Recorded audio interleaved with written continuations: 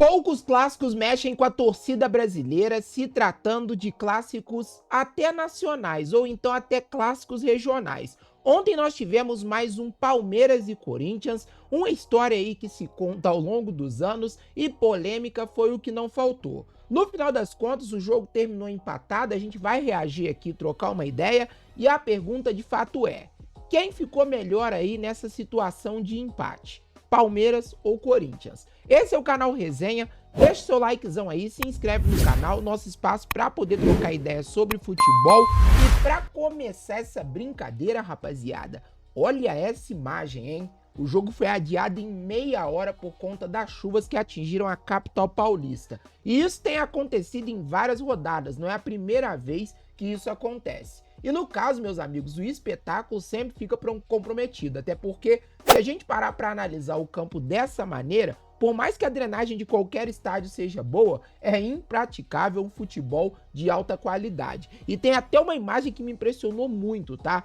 Que no caso a gente sabe que o próprio Palmeiras utiliza um sistema ali de um gramado sintético, né? Que ele é uma mistura de alguns tipos de componentes com uma grama sintética e parecia a grama se mexendo, rapaziada, o tapete se mexendo. Eu fiquei impressionado com aquilo e fiquei assim, cara, será que tem que ter jogo mesmo? Será que isso vai proporcionar alguma lesão? Eu fiquei bem encabulado. Mas no final das contas o jogo rolou e foi um jogo com muitas questões. Bora dar uma assistida nos melhores momentos. Pra terem ideia, o jogo começou ali com domínio amplamente do Palmeiras, né?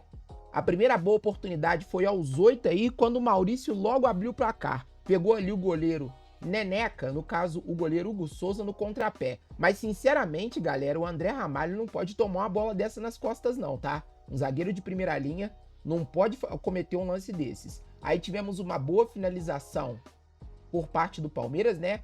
Do reforço Facundo Torres.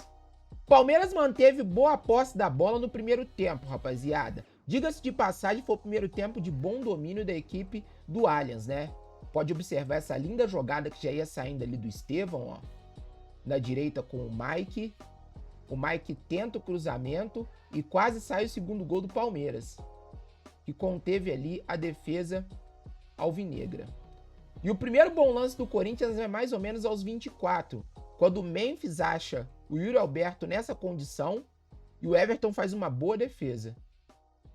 O Yuri Alberto, galera, tem melhorado muito as atuações dele, mas a gente já vai falar sobre ele, que eu achei algumas coisas bem negativas nesse jogo, apesar dos bons lances, diga-se de passagem, né?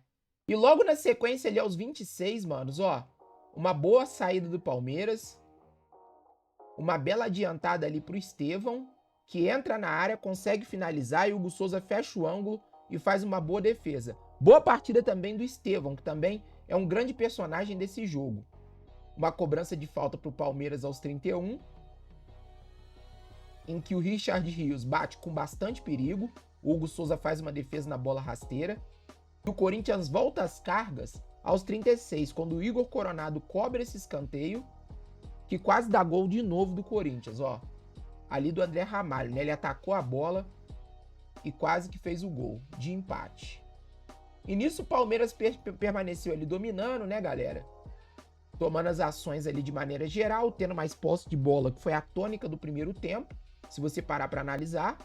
Quando o Memphis rouba essa bola, rola pro Yuri Alberto, que bate no contrapé do Everton e empata a partida. Jogada de centroavante, galera. E até a batida dele foi perfeita. Aí entra a primeira polêmica, ó. Isso aí, galera. Qual a necessidade, talvez, dele dar essa voadora na bandeirinha de escanteio? A gente sabe o quanto isso gera polêmica no futebol atualmente. Pra mim, galera, sinceramente, eu acho que é uma coisa bem natural, às vezes, de algum ou outro jogador fazer. Mas da maneira que foi, se tratando desse clássico da maneira que é, vocês sabem que foi encarado como uma afronta, né? E logo na sequência, vocês sabem o que aconteceu. O juiz deu aquele amarelo pro Yuri Alberto. E grava essa situação. Aí o segundo tempo começou, o Corinthians em cima, mas o Palmeiras bem mais organizado, igual estava desde o início do jogo. E o Palmeiras consegue uma boa jogada ali, uma triangulação, ó.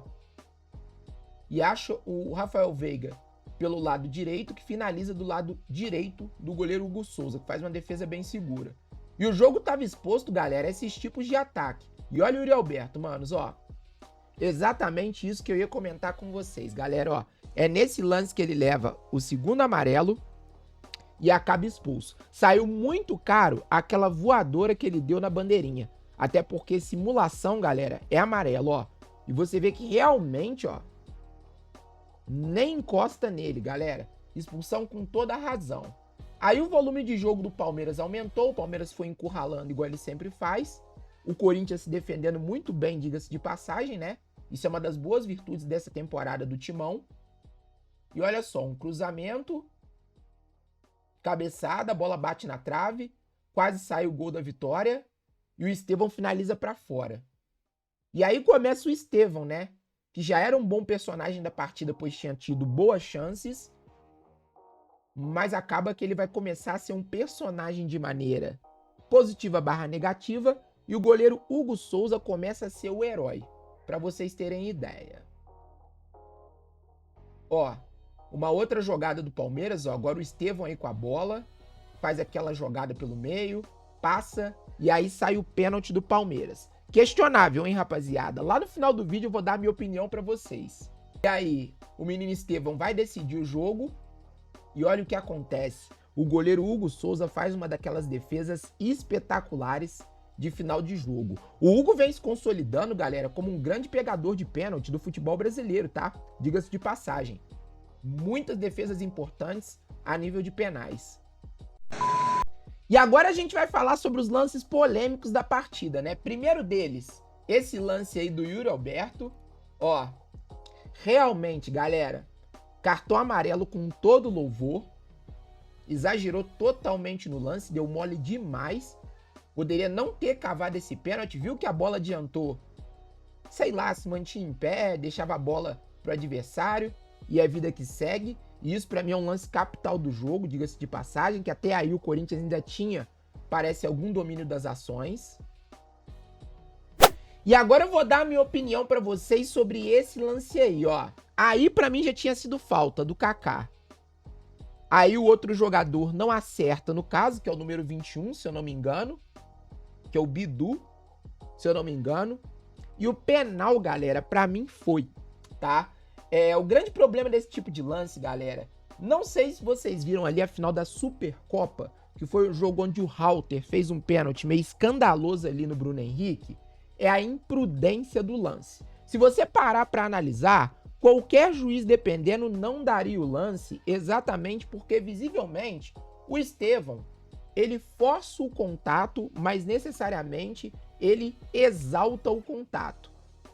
Mas a deixada de joelho, ó, condena totalmente o jogador e como eu comparei e falei pra vocês, é o tipo de lance que o marcador chegou totalmente atrasado e acaba fazendo aquele pênalti totalmente infantil, que infelizmente, pra torcida corintiana eu tenho que dizer, foi pênalti. E aí tem mais polêmica, né, rapaziada? Como vocês sabem, jogo sem o Abel não é jogo sem polêmica. O Portuga reclamou toda a vida da cobrança de pênalti do Palmeiras, né? Que teve invasão à grande área, como vocês estão vendo, ó, no lance aqui embaixo. Evidentemente é um lance que teria que ter voltado, mas é aquele papo, né? Isso aí também eu acho que é meio que quase que interpretativo. É quando fica muito gritante do goleiro tá muito adiantado, é quando de certa forma o defensor entra muito antes na área que acaba que de certa forma o lance é condenável. Pode observar que o corpo do defensor está totalmente inclinado aqui para dentro da área, mas a gente não tem o frame certo para ver o momento da batida. Então, eu acredito que isso aqui é interpretativo. Mas se você parar para analisar, tendo o VAR como uma medida talvez estrutural para poder coibir esse tipo de lance, poderia ter voltado. Mas é aquele papo também, galera. Mérito pro Hugo Souza que fez uma defesaça. Defesa mesmo. Se você parar pra analisar, o Estevão não bateu mal o pênalti. O Hugo Souza que tem mérito de pegar, tá? E até o Estevão terminou o jogo ele chorando, rapaziada. E é aquela situação, né? Grandes craques vão errar pênaltis. O Estevão não é o primeiro, não é o segundo, não é o terceiro pênalti que ele vai errar. O próprio Neymar, que pra mim é um dos melhores batedores de pênalti do futebol mundial. Ele é um cara que já errou muitos pênaltis ali. E é o que é, né? É triste porque o Palmeiras é que sai prejudicado de toda maneira, né? E no caso Hugo Souza, galera, ó, Desde que ele chegou ao Corinthians, ele defendeu 6 de 18 cobranças de pênalti. Ele tem um aproveitamento de 1/3 das cobranças. E isso é muita coisa. Até porque nós sabemos que o pênalti, ele é, de fato, uma penalização. Ele é uma maneira de facilitar um gol para o adversário ou um gol a favor de uma equipe. Então, de certa forma, o goleiro ele tá muito mais vulnerável e ele tem que trabalhar e operar numa hora que todo mundo já errou e ele tá muito mais ali para não pegar do que para pegar, até porque o gol é muito grande, independente do goleiro ser também muito grande. Enfim, grande participação do Hugo Souza aí, a meta do Timão. E no caso, meus amigos, esse resultado, eu falei com vocês lá no início do vídeo que eu falaria para quem que ele foi melhor. No final das contas, ele foi melhor pro Corinthians, né? Que jogou fora de casa, já tinha uma gordura ali dentro do grupo A de 18 pontos, faltando mais ou menos 4 rodadas para acabar a primeira fase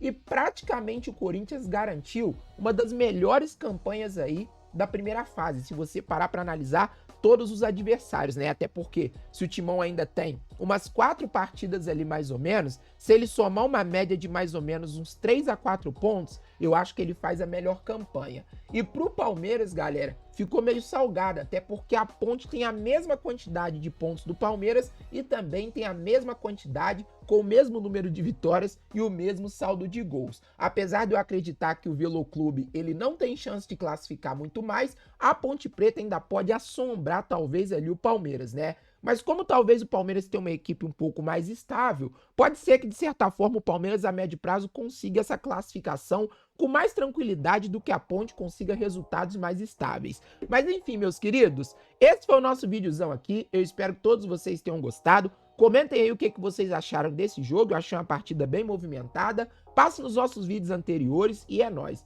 Tchau, tchau e até a próxima. Tamo junto.